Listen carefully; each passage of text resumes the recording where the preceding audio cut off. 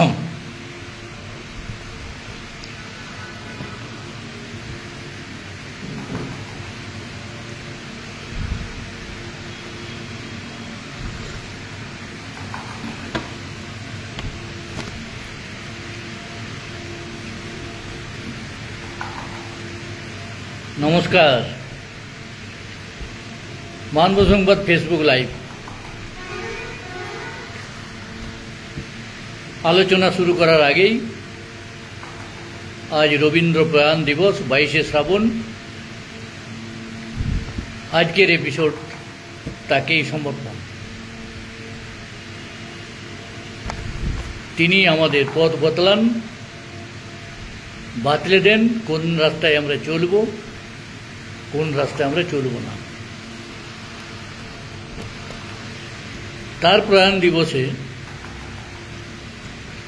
বিশ্বভারতীর আর্কাইভ থেকে উদ্ধার করা 30শে জুলাই তার অস্ত্রোপচারের পর জোড়াসাঁকোর বাড়িতেই অস্ত্রোপচার হয়েছিল। সেখানে তিনি একটি কবিতা বলে যান এবং কেউ সেই কবিতা লিখে নেন। সেই কবিতাটি আমি পড়ছি। এটা 1961 সালে আমি স্কুলে আমার এক শ্রদ্ধেয় শিক্ষক মহাশয়ের নির্দেশে পাঠ করেছিলাম। আজকে সেই কবিতাটা আবার একবার এখানে পড়ি।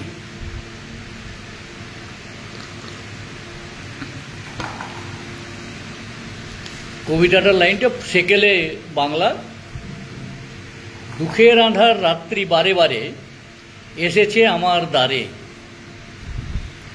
একমাত্র অস্ত্র তার দেখেছিনু, কষ্টের বিকৃত ভাল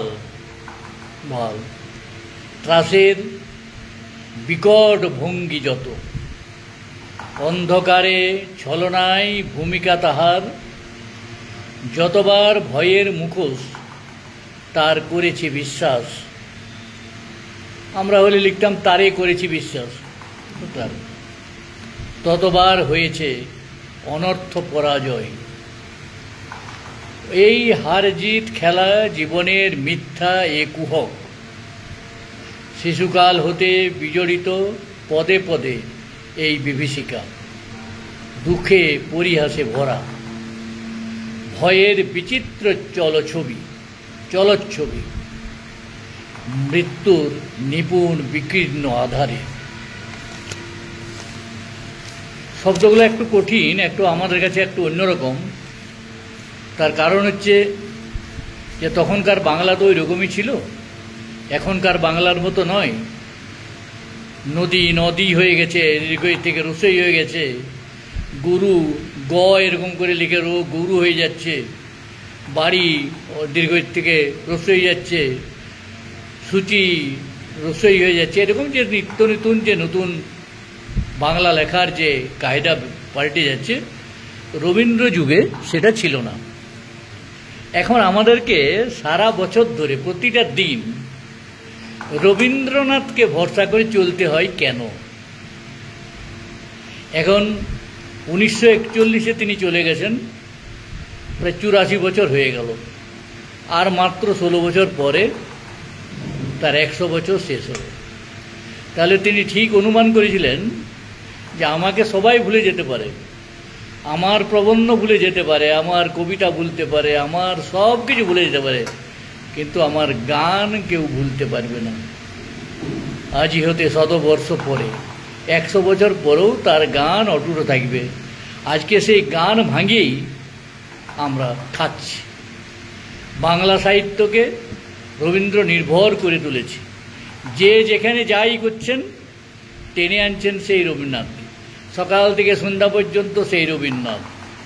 যে কোনো সমস্যায়, যে কোনো ব্যাপারে রবীন্দ্রনাথের লেখা খুঁজে পাওয়া যায়।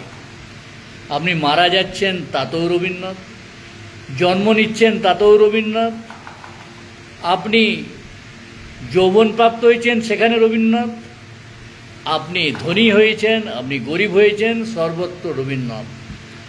রবীন্দ্রনাথকে ভরসা করা ছাড়া আমাদের কাছে আর কোনো উপায় নেই। আমরা রবীন্দ্রনাথ থেকে কোনো দিন মুক্তি পাব না, এটা আমার নিশ্চিত বিশ্বাস। অন্য কীরকম কে কী ভাবছে আমি জানি না। রবীন্দ্রনাথ থেকে আমাদের মুক্তি নেই। বাংলা সাহিত্য রবীন্দ্রনাথ কাছে চলবে না। বাংলা সাহিত্যর মানেই রবীন্দ্রনাথ, আর রবীন্দ্রনাথ মানেই বাংলা সাহিত্য, এই অবস্থা হয়ে দাঁড়িয়েছে। তবে অনেকের মনে প্রশ্ন জাগছে, অনেকে আমাকেই প্রশ্ন করেছে যে আজকে যদি রবীন্দ্রনাথ জন্ম নিতেন তাহলে তিনি কি করতেন। আমার জবাবটা ছিল অন্যরকম। আমার জবাব ছিল, তিনি জোড়াসাঁকো থেকে সোজা, এখন তো আর ফিটন গাড়ি খুব একটা পাওয়া যায় না, তিনি সোজা গাড়িতে চড়তেন আর বাবুঘাটে এসে গঙ্গায় ঝাঁপ দিতেন। কেন বলছেন এরকম? না, এখন বাংলা সাহিত্যকে আমরা এই রকম অবস্থায় নিয়ে এসেছি।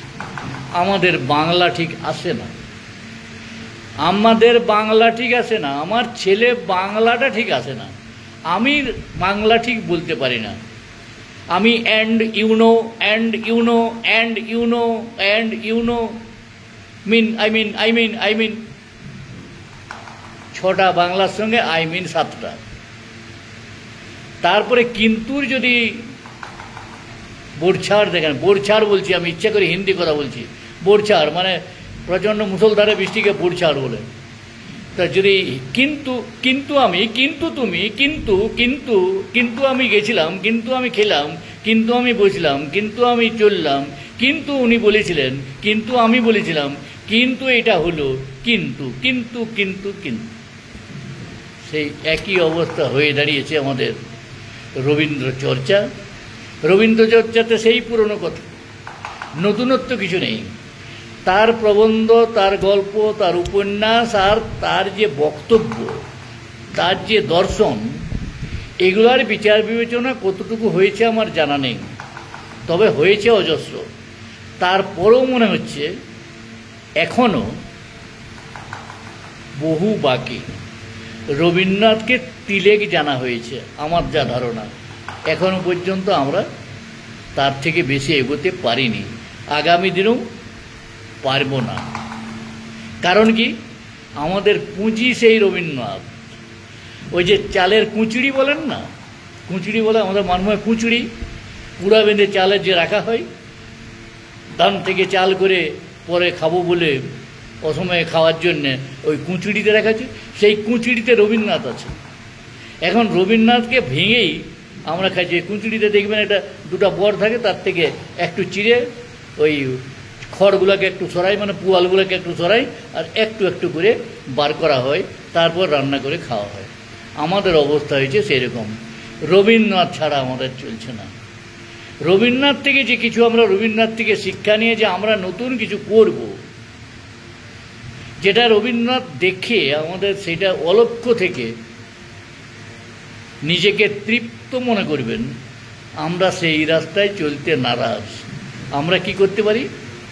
রবীন্দ্রনাথ অমুক বলেছেন, রবীন্দ্রনাথের অমুক বলেছেন, নজরুল অমুক বলেছেন, শরৎচন্দ্র অমুক বলেছেন, বিদ্যাসাগর অমুক বলেছেন, খালি অমুক বলেছেন আর অমুক বলেছেন, এই ভঙ্গিমা একটা লেখার মধ্যে, একটা প্রবন্ধ লেখার মধ্যে, একটা প্রবন্ধের বই লেখার মধ্যে, একটা গবেষণার বইয়ের লেখার মধ্যে কি খালি তথ্যসূত্র, রবীন্দ্রনাথ বলেছেন, অমুকনাথ, তমুকনাথ, অমুক চট্টোপাধ্যায়, তমুক চট্টোপাধ্যায়। আরে বাবা, তুমি কি বললে সেইটা বলো না আগে, তোমার কাজটা কি?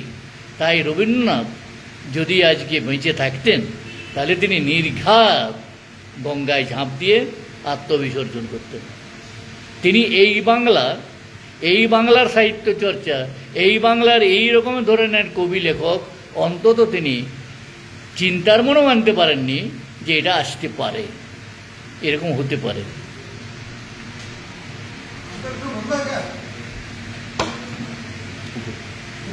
হ্যাঁ, কাজেই রবীন্দ্রনাথ দিয়ে শুরু হলো, রবীন্দ্রনাথ দিয়ে শেষ তো হবে না। রবীন্দ্রনাথ আমি কিছুই জানি না, কণা মাত্রও জানি না। স্কুলের সময়ে কিছু লেখাপড়া করেছিলাম রবীন্দ্রনাথকে নিয়ে, যেটুকু স্কুলের প্রয়োজন সেটুকু। পরবর্তীকালে রবীন্দ্র রচনাগুলি পড়েছি, অনেক বই পড়েছি, ভুলে গেছি। এখন কিছুটা অ্যালজাইমার ধরে ফেলেছে আমাকে, কথা মনে থাকছে না, ফলে এখন লিখে না রাখলে আর বলতে পারি না। কাজে রবীন্দ্রনাথকে নিয়ে, আমি সাহিত্যিক নই, আমি রবীন্দ্র চর্চাও করিনি। আমি সাহিত্য চর্চা কী করি? আমি প্রবন্ধ লিখি, দু একটা উপন্যাস লিখেছি, গল্প টল্প জানি না আমি। কাজে আমার পক্ষে রবীন্দ্রনাথ সম্পর্কে আলোচনা করা সম্ভব নয়। আমাদের রবীন্দ্র বিশেষজ্ঞ একজন ছিলেন, তিনি এই বছরই প্রয়াত হয়েছেন, বিমলকান্তি ভট্টাচার্য। তিনি 1.5-2 ঘন্টা ধরে রবীন্দ্রনাথ সম্পর্কে বলতে পারতেন, তিনিও ছেড়ে চলে গেছেন আমাদের। কাজে আমরা অনাথ। আমরা এখন ওই টুকলিবাজদের সাহিত্য চর্চা নিয়েই খুশি থাকতে হচ্ছে, আমরা থাকছি, না থেকে আর কোনো উপায় নেই। কিন্তু যে যেখানে যাই করুক, তাদের লেখার মধ্যে কোনো না কোনো জায়গায় রবীন্দ্রনাথের কিছু বক্তব্য তার থেকে যাচ্ছে। এখানেই রবীন্দ্রনাথের ঈশ্বরত্ব প্রাপ্তি। বাংলা সাহিত্যের মধ্যে ঈশ্বরত্ব প্রাপ্তি যদি কিছু থাকে, তাহলে রবীন্দ্রনাথ সেখানেই সফল। তার যেমন গান ছাড়া বাঙালি আর কিছু চিন্তা করতে পারে না।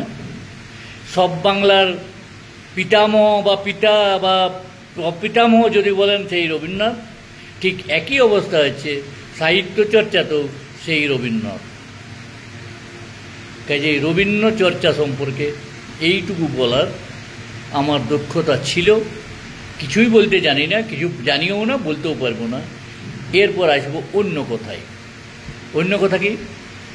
রবীন্দ্রনাথের বাংলা ভাষা, রবীন্দ্রনাথ বাঙালি, রবীন্দ্রনাথ নোবেল পেয়েছেন, রবীন্দ্রনাথের গীতাঞ্জলি নোবেল পেয়েছেন, রবীন্দ্র কবিগুরু, রবীন্দ্রনাথ কবিগুরু বলে স্বীকৃতি পেয়েছেন, বিশ্বকবি স্বীকৃতি পেয়েছেন। সেই বাংলা ভাষা এখন বিপদের মুখে। বাংলা ভাষা বলে আর কেউ বলছে না, এখন বলছে বাংলাদেশি ভাষা। আরে বাংলাদেশি বাংলা ভাষাও প্রত্যেক 10 কিলোমিটার অন্তর পাল্টে যায়, ভাষা বলার কায়দা পাল্টে যায়। সেটা হচ্ছে ক্লাইমেটিক ব্যাপার। তাই কি বাংলা ভাষা বিপদের মুখে। এখন পশ্চিমবঙ্গ সরকারে যারা আছেন তারা বলছেন ভাষা আন্দোলন করব। ভাষা আন্দোলন কাকে বলে আমি এখনো জানিনি। পশ্চিমবঙ্গের এই এলাকায় প্রাক্তন মানভূম যেটা ছিল, পুরাতন মানভূম, সেই এলাকায় মানভূমের ভাষা আন্দোলন হয়েছিল বলে কথিত আছে। কেউ কেউ আবার বঙ্গভঙ্গ আন্দোলনকেও ভাষা আন্দোলন বলে চালিয়ে যাচ্ছেন। বঙ্গভঙ্গ আন্দোলন ভাষা আন্দোলন কী করে এলো? কেউ কেউ আবার অসীমানন্দ সরস্বতী ভাষা আন্দোলন করেছিলেন 1905 সাল বা 12 সাল, কিছু একটা হবে, টাইমটা আমার মনে পড়ছে না। আমার জীবন পত্রিকায় তার লেখা আছে, আমার জীবন পত্রিকা, আমার জীবন বইটি আমার কাছে আছে। তাতে তিনি তখনকার যে বড়লাট তার বিরোধিতা করেছেন, যে তার প্রশংসা করতে আমি যাব না। সেটাকে বাংলা বাংলা ভাষা আন্দোলন হয়ে গেল। কেউ কেউ বলেন, বলতে পারেন, যে যাতে খুশি থাকেন তারা বলতে পারেন। আর এখানে যেটা হয়েছিল সেটাকে ভাষা আন্দোলন অনেকে বলেন ঠিকই, কিন্তু ভাষার কোনো আন্দোলনটা ছিল না। তার কারণ যদি আপনারা ওই ইয়েগুলো পড়েন বা বোঝেন, যেমন ভজরি মাতোর নামে যে গানটা, ঝুমুর গানটা চালু আছে, সেটা আদৌ ভজরি মাতোর লেখা কিনা ভজরি মাতো নিজেও বলেননি যে আমার লেখা এটা। কিন্তু ভজরি মাতোর সঙ্গে আমার তো আলাপ ছিলই, হয়েই ছিল। ভজরি মাতো অনেকদিন বেঁচে ছিলেন, খুব বেশি দিন তিনি গত হননি। তো ভজরি মাতো এমপি ছিলেন বলেই ইয়ে ছিলেন তা নয়, ভজরি মাতোর সঙ্গে সবার সঙ্গে খুড়ো ভাইপো সম্পর্ক। তা ভজরি মাতো নিজেই বলেছেন এই গানটা, বাবা আমি গেয়েছিলাম ঠিক, তবে আমি এসব লেখালেখি করতে পারিনি। এখন কে বলবে, বলবে পাগল বলছে, ওটা তো ভজরি মাতোর নামেই চালু হয়ে গেছে। কিন্তু যিনি লিখেছিলেন তিনি অলক্ষ্য থেকে হাসছেন, দেখ বেটা কার নামে কি চালিয়ে দিলাম। তো ভজরি মাতোর গানটা যদি আপনি শুনেন, গানটা কি? শুন বিহারি ভাই তোরা দেখ, রাখতে লারবি ডাং দেখায়। আচ্ছা, ভাষাকে কেউ ডাং দেখায়? আমি তো এটা বুঝি না। বলতে পারেন ভূমিটা তোরা রাখতে পারবি না, জমি তোরা রাখতে পারবি না, ডাং দেখায়। কিন্তু ভাষাকে কে ডাং দেখায়? বাংলা ভাষা কি ঝাড়খণ্ডে বা তৎকালীন বিহারে বাংলা ভাষা চলছিল না? আর এটা যখন মানভূম যখন বিহারে ছিল, স্বাভাবিক কারণে ওরা তো আত্মঘাতী বাঙালির মতো ছিল না যে বাংলাদেশে বাংলা ভাষার কোনো, বাংলায় পশ্চিমবাংলায় বাংলারই কোনো ইজ্জত নেই, এরকম তো ছিল না। সরকারি ভাষা এখনও পর্যন্ত বাংলা হতে পারল না, সমস্ত দপ্তরে এখনও পর্যন্ত ইংরেজিতে লেখালেখি হয়। এরকমটা কোথায় কোথায় আছে? কোনো হিন্দি প্রদেশে আছে, তামিলনাড়ুতে আছে, সাউথের কোনো জায়গায় আছে, কোনো প্রদেশে আছে যে এখনও পর্যন্ত ইংরেজিতে চলছে। হ্যাঁ, বাইরের রাজ্যে আমি চিঠি পাঠাবো, ইংরেজিতে পাঠান, কোনো অসুবিধা নেই, কিন্তু নিজের রাজ্যে বাংলায় কাজ হয় না, এটা পশ্চিমবঙ্গ ছাড়া আর কোথাও নেই। উড়িষ্যাতে উড়িয়া ভাষায় কাজ হয়, অন্ধ্রপ্রদেশে তেলেগু ভাষায় কাজ হয়, তামিলনাড়ুতে তামিল ভাষায় কাজ হয়, কেরলে মালায়ালাম ভাষায় কাজ হয়, কানাডাতে মানে কর্ণাটকে কন্নড় ভাষায় কাজ হচ্ছে, তাহলে মহারাষ্ট্রে মারাঠা ভাষায় হচ্ছে, ইউপিতে হিন্দি ভাষা হচ্ছে, গুজরাটে গুজরাটি ভাষায় হচ্ছে, গোয়ায় কোঙ্কনি ভাষা হচ্ছে, অসমে অসমিয়া ভাষায় হচ্ছে। তাহলে এখানে বাংলা ভাষায় কাজটা হচ্ছে না কেন? তার কারণ কি? আত্মঘাতী বাঙালি। বাঙালি বাংলা ভাষাকেই ভালোবাসে না, তা নাইলে আমার ছেলের বাংলাটা আসে না আর আমার ঠিক বাংলাটা আসে না, এই কথাগুলো আসতো না। এখন সেই বাঙালিকে রবীন্দ্রনাথের প্রাণ দিবসে আপনি কি বোঝাবেন? বোঝাবার মতো কিছু নেই। ভাষা আমাদের সংকটের মুখে, এটা ঘটনা। আর এই সংকটের জন্যে দায়ী আমরাই এর জন্যে দায়ী। আমরা কোনো অফিসে যেয়ে বলতে পারি না যে আপনি বাংলায় বলুন। বিহারের থেকে বিহারি লোক এসছে, উত্তরপ্রদেশ থেকে উত্তর এসছে, গুজরাট থেকে গুজরাটি এসছে, তারা ব্যাংকে আছে, পোস্ট অফিসে আছে, যে কোনো সরকারি দপ্তরে আছে, তারা হিন্দিতে বলছে। আর আমরা জবাব দিচ্ছি, এক খায়েগা জায়েগা ভায়েগা পায়েগা লায়েগা কায়েগা, আমি জানি না হিন্দি, তাও বলবো। আমি বলতে পারছি না যে আপনি বাংলায় যখন এসেছেন তখন বাংলা ভাষায় বলুন। বাংলা যদি না জানেন আপনি বাংলা শিখুন, না হলে আপনি ট্রান্সলেটর রাখুন, সে বাংলা বলুক। কোথায়? এখানে কিছুই নেই। ওই যে আত্মঘাতী বাঙালি। আমার ভাষাকে আমি ভালোবাসি না। আমার ভাষা 14 গোষ্ঠী উদ্ধার করে একটা ভাষা বলছে যে আই মিন ইউনো, ইয়ে মানে ইয়ে মানে ইয়ে, এই করতে করতে শেষ পর্যন্ত ভাষার 14 গোষ্ঠী আমরা উদ্ধার করে দিচ্ছি। তাই সেই ভাষা আন্দোলন, একটা রাজনৈতিক দল যারা শাসক দল, তারা বলছে আমরা ভাষা আন্দোলন করব। এই ভাষাটা নিয়ে আন্দোলন করা তো সবারই উচিত। এই বাংলায় যারা বাস করে সবচেয়ে বেশি তো আন্দোলনটা বামেদের করা উচিত ছিল, কেন করছে না? বামেদের কি আন্দোলন দেখছেন ভাষা নিয়ে? কোনো আন্দোলন নেই। বিজেপি করবে না, বিজেপি তো এখানকার পার্টিই নয়, ধরে নেন। বিজেপি সর্বভারতীয় পার্টি মানে এখন গুজরাটের পার্টি, তো ওরা তো চাইবেই, গুজরাটি সম্ভব নয়, গুজরাট এইটুকু একটা স্টেট, গুজরাটের ভাষা তো সারা দেশে সম্ভব নয়। তাই যে হিন্দি চালাও, হিন্দি সব, হিন্দি না বললে পাপ, ইংরেজিতে বললে পাপ, হিন্দি না বললে পাপ, ইংরেজিতে বললে পাপ। ধাক্কা যে খেয়ে যাচ্ছে সাউথে, দক্ষিণ ভারতে। দক্ষিণ ভারতে কিন্তু এটা চলছে না যেটা বাংলায় চলছে। বাংলার মুখ্যমন্ত্রী 3 রকমের ভাষা বলছেন কোনো সময় ইয়েতে গেলে। আপনি কোথায় দেখেছেন বলুন তো? আপনি এম.কে. স্ট্যালিনকে দেখেছেন কি যে তামিল ভাষা ছেড়ে অন্য ভাষায় বলছেন? আপনি চন্দ্রবাবু নাইডুকে দেখছেন কি? আপনি পিনারায় বিজনকে দেখছেন কি ওটা ছেড়ে বলছে? আপনি ওখানে দেখুন হেমন্ত বিশ্ব শর্মা, ও কি বলছেন বাংলা ছেড়ে অন্য ভাষায়? মোটেই, মানে তাদের অসমিয়া ছেড়ে ওই ভাষায় কথা বলছে। তা বাংলার ভাষায় আলাইকুম সালামই করতে হচ্ছে কেন, জোহারেই করতে হচ্ছে কেন, আর আপ খায়েগা জাব খায়েগা নমস্তে এসব করতে হচ্ছে কেন? তুমি বাংলার মুখ্যমন্ত্রী, বাংলায় কথা বলো, বাংলায় জানাও, প্রণাম জানাও, যাই জানাও বাংলা। আমি যেখানে যাবো সেখানে বহুরূপী। আমি জঙ্গলমহলে এসেছি, জোহার বলতে হবে। আমি নর্থ বেঙ্গলে গেছি, অন্যরকম বলতে হবে। আমি দার্জিলিংয়ে গেছি, হিন্দি বলতে হবে। কেন? কেন? কারণটা কি? এটা বলতে হবে কেন? তারা সবাই জানে যে আমরা বাংলায় আছি, আর বাংলা এখানে মাতৃভাষা। তো মাতৃভাষায় কথা যদি শাসক না বলে, তাহলে অন্য লোক বলবে কেন? এটা স্বাভাবিক। তো তারা যদি আন্দোলন করে, সেই আন্দোলনে কতটা সাফল্য আসবে? কোনো সাফল্য আসবে না। বাংলার প্রতি যে অত্যাচার, বাংলা ভাষার প্রতি যে অত্যাচার, এটা আরও দিনে বাড়বে। তারপর আপনারা সবার শেষে যদি অপেক্ষা করতে থাকেন, তাহলে যদি বিজেপি যেভাবে ভোটের কারসাজি করে ভোট চুরি করে জিততে শুরু করেছে, তাতে এখন সবাই ধরে নিয়েছে যে বিজেপি এতেও জিতবে, এতেও জিতবে। এই বিধানসভা নির্বাচনও ওই কায়দা করে জিতে যেতে পারে। তাহলে যদিও ওরা ক্ষমতায় আসে, তাহলে বাংলা ভাষার যে দুর্দশা হবে সেটা কহতব্য নয়, এ বিষয়ে নিশ্চিত থাকুন।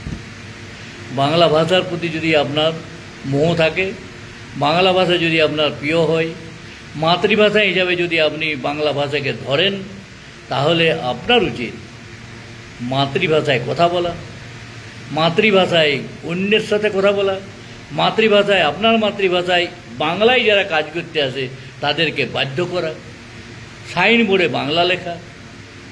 এটা নিয়ে আমরা কোনো আন্দোলন করছি না। বাংলা পক্ষ নামে একটা পক্ষ শুরু হয়েছে, কিন্তু তারাও এদিকে কখন যাচ্ছে ওদিকে কখন যাচ্ছে, সঠিক পথে হাঁটছে কিনা এখনও বোঝা যাচ্ছে না। তবে এটা ঠিক, যে রাজনৈতিক দল বাংলা ভাষা নিয়ে আন্দোলন করা বলছে, তাদের উদ্দেশ্য কিন্তু অন্যরকম। তারা গাছেরও খাবো, তলারও খাবো, এই ধরনের অ্যাটিটিউড নিয়ে তারা কিন্তু চলছে। কাজেই সেই আন্দোলনে সাফল্য পাবে না, এটা 100% গ্যারেন্টি দেওয়া যেতে পারে। আজকে আর রাজনৈতিক কোনো আলোচনা করব না। রাজনৈতিক আলোচনা অনেক আছে, সেটা কাল করব অথবা পরশু করব। আজকে এইখানেই শেষ করব। এই আলোচনায় যারা আমার সঙ্গে ছিলেন তাদের সকলকে ধন্যবাদ, অভিনন্দন, কৃতজ্ঞতা। ভালো থাকুন, সুস্থ থাকুন।